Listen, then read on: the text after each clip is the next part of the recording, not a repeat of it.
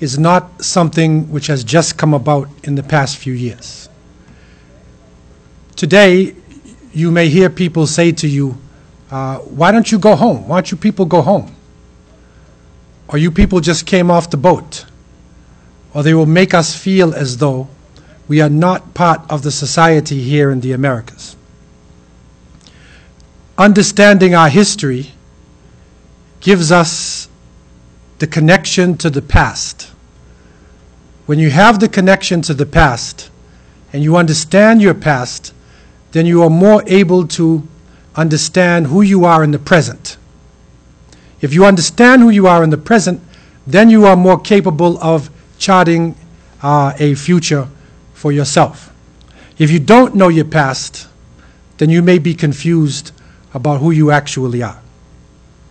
And so when we go back into the roots of Muslims in this part of the world, and it's very important for us to know more about each other. You will meet people from different countries and different places, but what is the story of that person? What is the story of the person who comes from China, or who comes from Africa, who comes from Asia, from South America? What is their story? What is the story of their people? This is important for us to unite ourselves as a jama'ah. We need to have more touch with where we are coming from. And so when we go back to the slavery period, and we're looking at the end of the slavery period in the 19th century, the British were the first to abolish slavery on records. You could see that in the United States they had their Civil War. It was really over in 1865, but the British preceded them.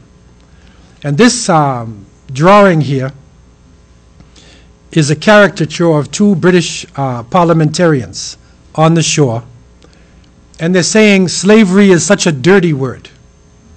It's such a terrible thing.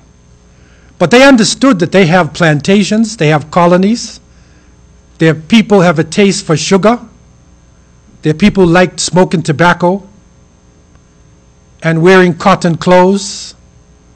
So you need plantations for this.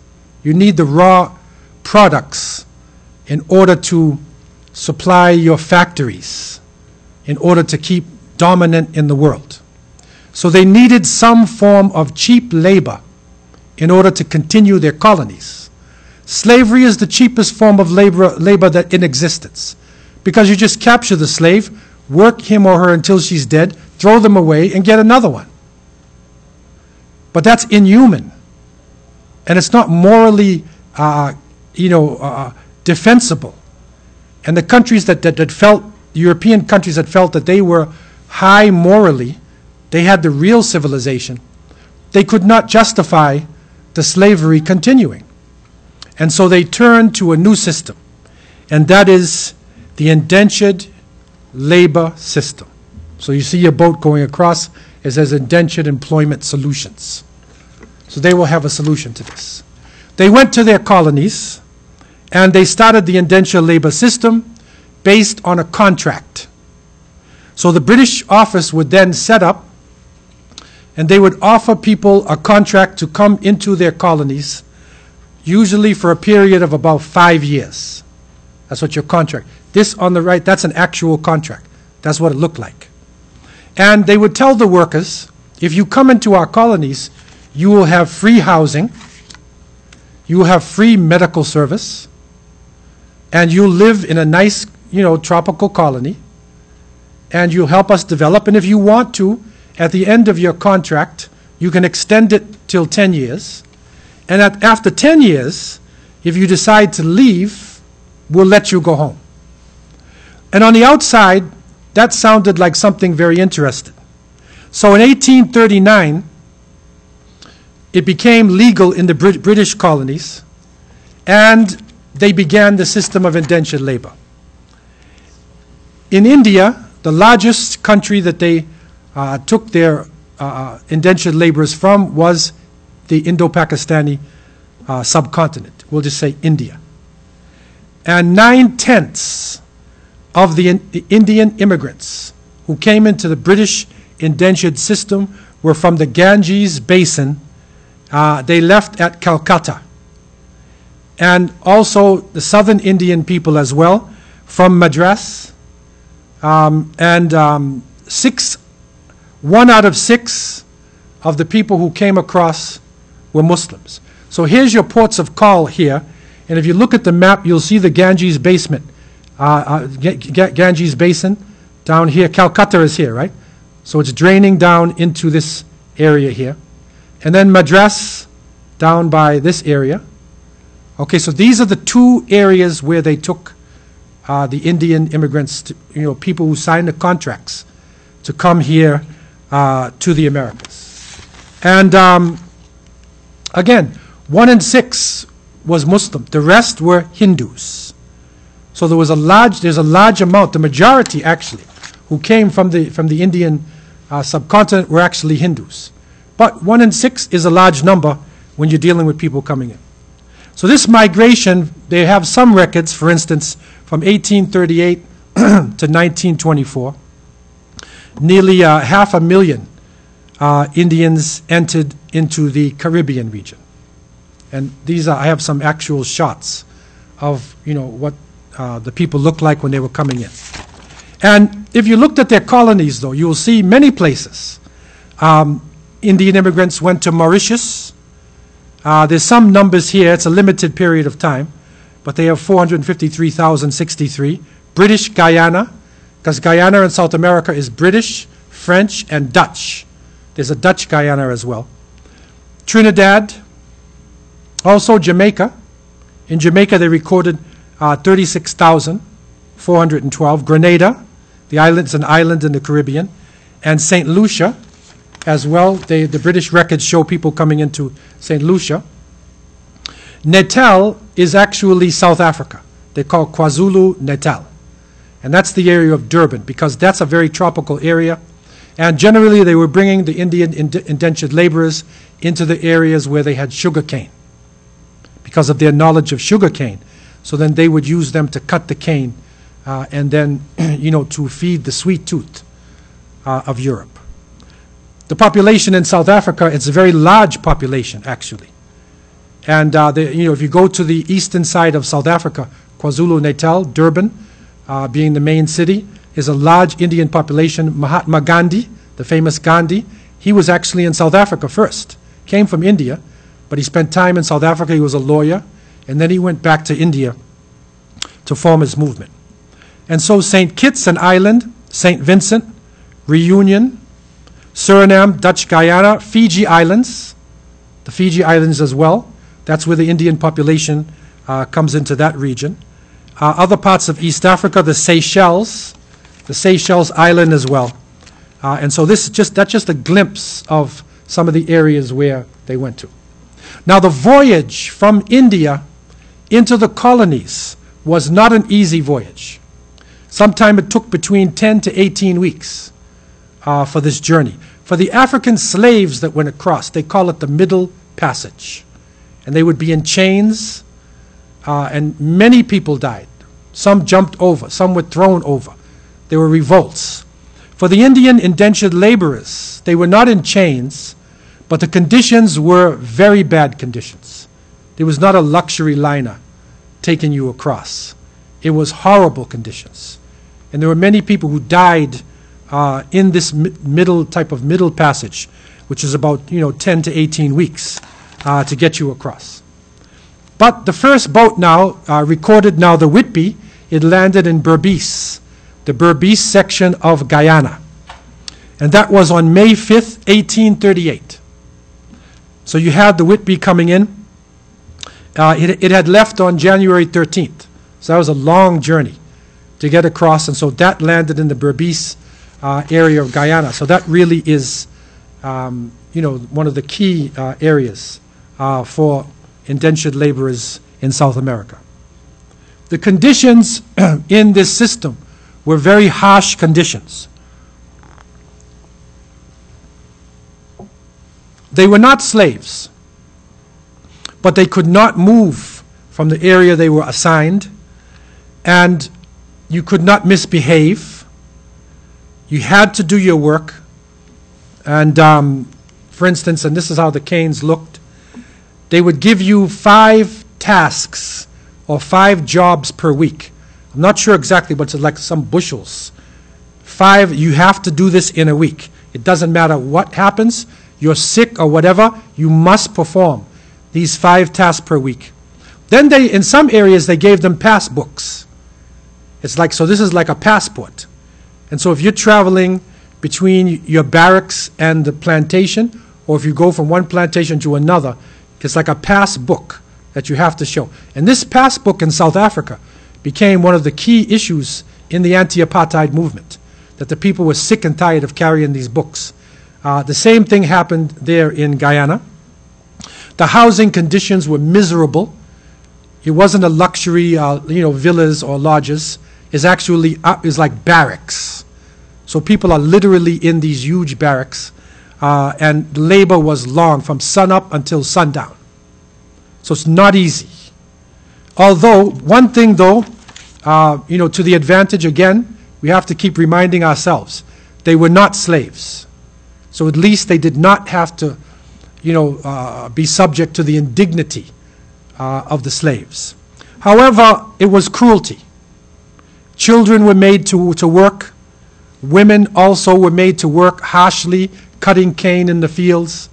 And cutting that sugar cane, if you've ever been in an area where the sugar cane is there and you cut it and then the mills, this is not easy work. This is tough work. Because that cane is like really tough, right? So you've got to have a cutlass, sharpen it, and then you've got to cut it, and and then it's tough on your feet. This is not easy work to actually do. And so they were forced to do this under terrible conditions. They had signed a contract. So they had no recourse. You can't say, well, I think I want to go home. No, there's no going home. You are here. And there's a military presence to enforce the passbook and the laws that are there. Also, Islamophobia existed in the colonies. The Muslims, remember, 1 in 6 of the Indian immigrants or indentured laborers was Muslim. The other 5, Hindu. Now, previously, as we just studied, Muslims had been, along with other African nations, during the slavery period, and in many cases it was the Muslims who were leading the slave revolts. And as I told you, 2 powerful nations amongst the Muslims were the Fulani or the Fula nation of the Fouta Djallon region, which is now Guinea, Sierra Leone, all those areas which is struck with Ebola too. It's a majority Muslim area. The Mandingo people were actually very powerful. And so in Trinidad, if you, if they want to call you a name, if a Muslim was acting up or too, tough, they say you a Mandingo. So they throw this name. And in Guyana, they call you a Fula man. Now, it's surprising for many of our Guyanese brothers and sisters who are here in all of our masajid, right? It's a shock to them, because when they were young, they would call you Fula man. Okay? They were actually calling them a Muslim, because you're Indian Muslim, and they're calling you a Fula man because it was the Fulanis and the Mandingos were the troublemakers during the slavery period, with the African slavery period.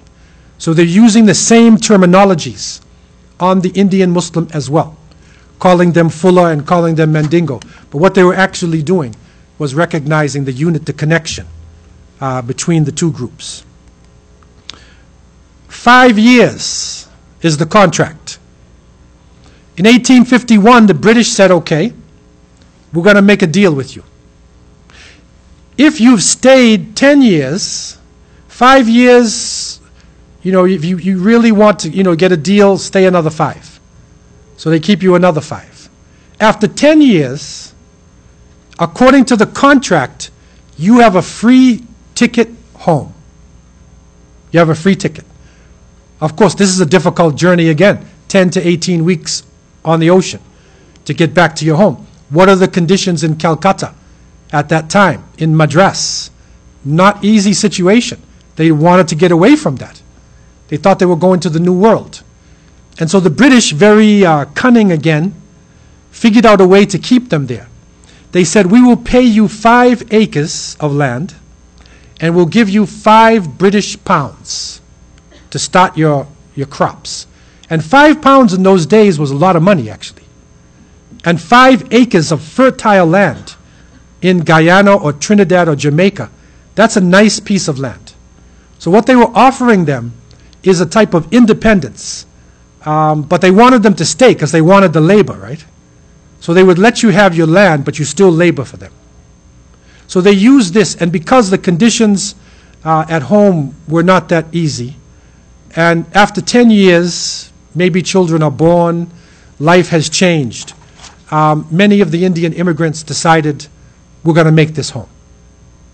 And so they stayed, for the most part, in the Americas, finding the largest populations of these immigrants were in British Guyana, in Trinidad, also in Dutch Guyana called Suriname.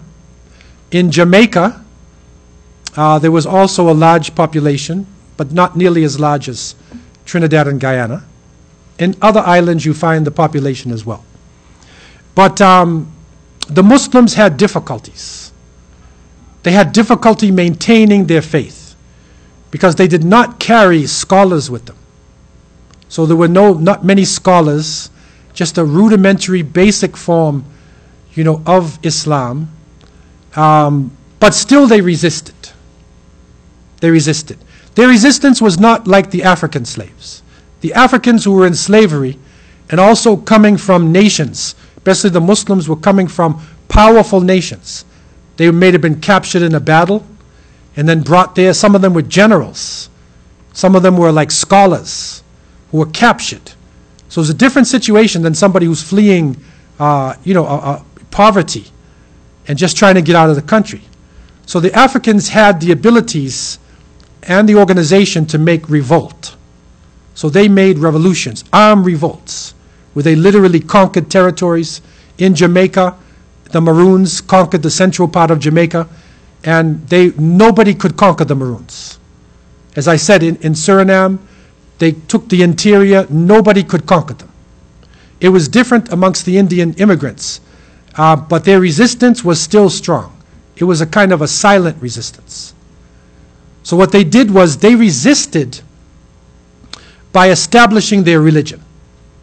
Because one of the parts of the colonization process was to get the slaves to become Christians. Now in the case of the slaves, and the indentured laborers, there's a difference.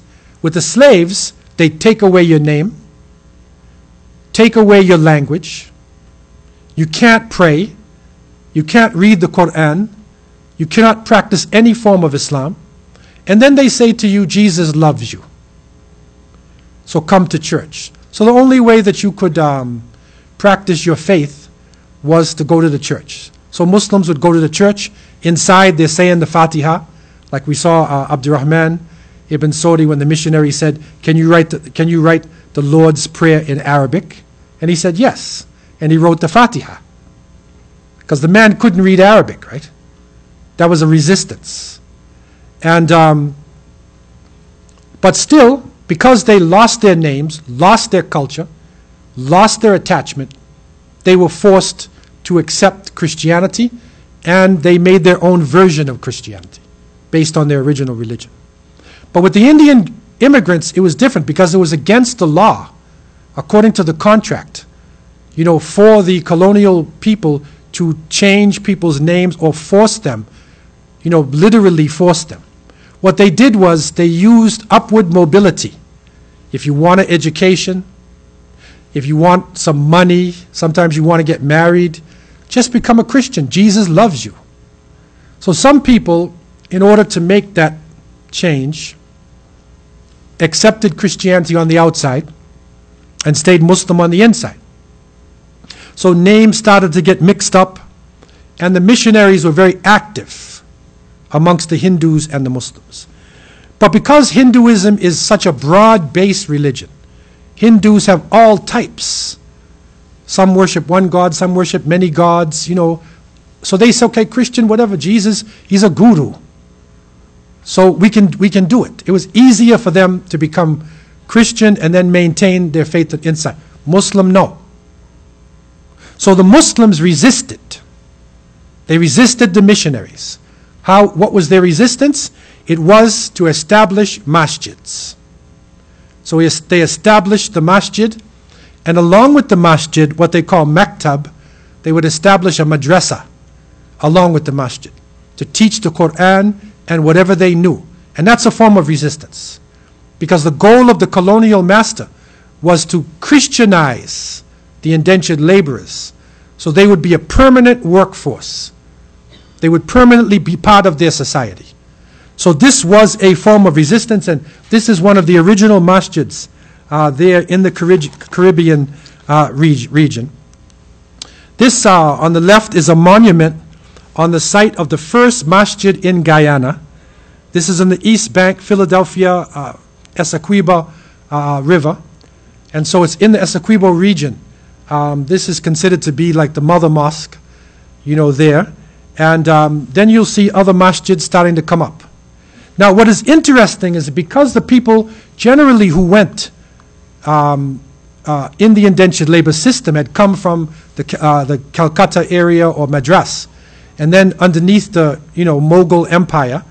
So you see the masjids in different parts of the world where the indentured laborers went look very similar. On the left here, you have a masjid in Mauritius. That's Mauritius there. On the right, Fiji Islands. So you see the green dome. It's like a Mughal style mosque that was being built. So you see the transferal of culture. And this is an interesting thing that you find all over the areas where indentured laborers found themselves.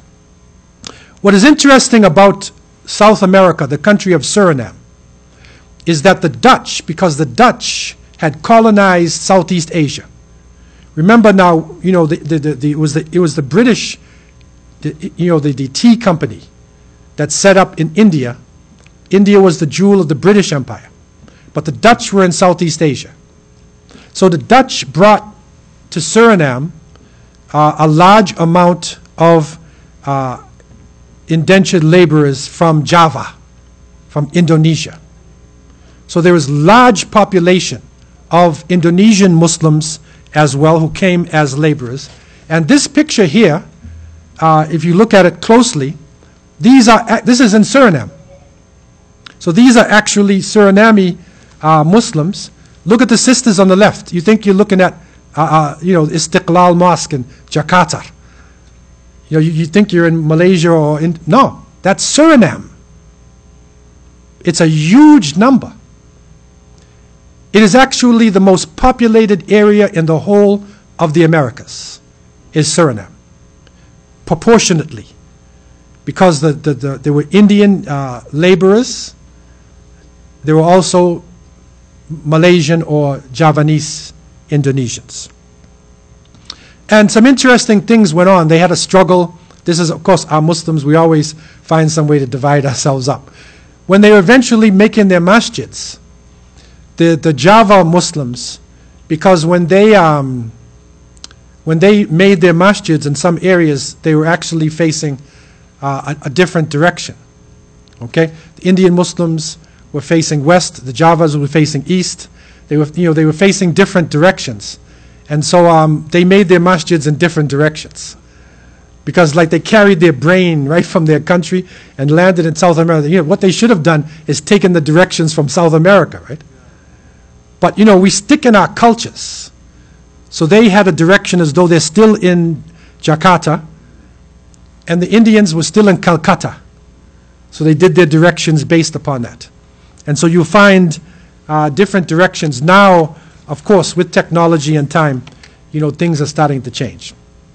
But this is a very interesting situation that happened, where the indentured laborers found themselves in large numbers in the Americas.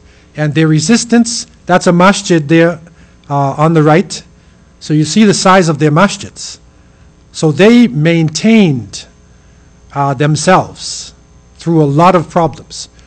The Muslims from Indonesia were more likely to return home. After the 10 years, they said, I'm going home. So they went home. There's still a large number there, but there was a larger proportion that would return home to Indonesia, as opposed to the Indian immigrants returning back, to India itself. And so there in Dutch Guyana is a large thriving community. In British Guyana is a large community. In Trinidad, in Jamaica, in St. Kitts, in many of the islands there. You go to the Fiji Islands, you also see Muslims there. Strong. Mauritius, it's one of our big communities. And we have people in our Jamaats who have come from all of these areas to Canada. And this is part of the story, and that's very important that we understand this, because our people were in the Americas now. This is South America. This is part of the Americas. And they were contributing to the society. But it was very difficult. And so they started to lose a lot of their faith, especially in the areas where their numbers were not very large. I remember being in Jamaica and doing dawah in Jamaica, and we went to a place called Spanish Town. And in Spanish Town, this is where the Indian immigrants put up a masjid in that, Mughal style, in a, sugarcane, area. And we decided we wanted to do dawah. So we cooked some food in a big pot, and we went around to the people in the area who were predominantly Africans. Because in Jamaica, Africans make up about 90% of the population, not like Trinidad and Guyana. So we went around to the African people, and we knocked on the door, and we said, that building there, do you know those people? And they said, yes. We said, what do you think about these people? Who are these people? They said, we don't know. We say, okay, there's Hindus over the other side. Do you know a difference between the two? And they said, we don't know what they believe, but this Muslim guy, he's always carrying a can of water into the toilet. I don't know why he's carrying this water. So whenever you see him carrying the water, that's tahara again, right? They say that's the Muslim, right? Because he has tahara. But other than that, they did not know the difference. These are the African Christians. Okay? So, and in one case, they had this event that they call Hosei. And this is probably, some of them were Shia. And, the 10th of Muharram, Ashura. So then Hosei is Hussein, right? So the only thing that was left for Hosei was to build a float, and they march it through the streets, and they dance like carnival type of thing. March it through the streets, take it to the water, and then they burn it and make some prayers on the 10th of Muharram. So that was the only thing left of their Shiaism. So this is how time will just wear things away. It wears it away. But still, a presence was there. And it was through that presence that Islam eventually started to rise. And inshallah, in our last period, we want to see the rise of Islam again, how they actually came back to the surface. And you'll see many of our masjids here now, our brothers especially from Guyana. The masjid Tariq, right? These Trinidad, that's Trinidadians. Right, and you'll see many masjids now where they're Guyanese. IMO, right? Many masjids, Guyanese. Where did they come from? This is where they came from. This is how they were part of the Americas. And inshallah, in the last class, we want to study the rise of Islam, the revival. How did they revive themselves in these areas to become, probably the most dominant force in the revival? The Indian Muslims were actually the first to revive themselves in the 20th century, and to really, start to lead the revival that was going on in these territories. So I want to open the floor for any questions or comments that anybody may have. This is the indentured labor period, and it brought many Muslims into the Americas, into these. No. Islam is seeing the revival now, right? What can we do not to sit on the sidelines and just to be part of that revival? Okay, the question is, what can we do to be part of the revival? Part of it is that we need to understand our own history. We need to understand ourselves. We need to understand our faith, right? What really is Islam? Understand our history. Understand, what Islamic lifestyle is, and to be involved in, the spread of Islam. Inshallah, in the last period, this will be the awakening. And this is where we will talk some practical points about this awakening and how we can be involved in the awakening. But basically speaking, the key thing to remember is that Allah subhanahu wa ta'ala said, "Inna Allah la yughayyiru ma biqawmin حَتَّى يُغَيِّرُوا مَا بِأَنفُسِهِمْ. Allah will not change the condition of a people until they change what's in themselves. So the first change we have to make is right within ourselves, right, in our hearts, in our concept of Islam, our relationship with each other, right? That's the first great change, right? And then it starts to spread out. So we will be looking in the last period at the awakening in more details. Any questions anybody has about the indentured period? Floor is open for any general questions. What does this name, Japanese, where did it originate? This comes from Java. From Java. Island. Yeah, so there's an island, Java, where it actually comes, I don't know the origin of the word, but that's the big island there, it's Java, right? So they say like Javanese.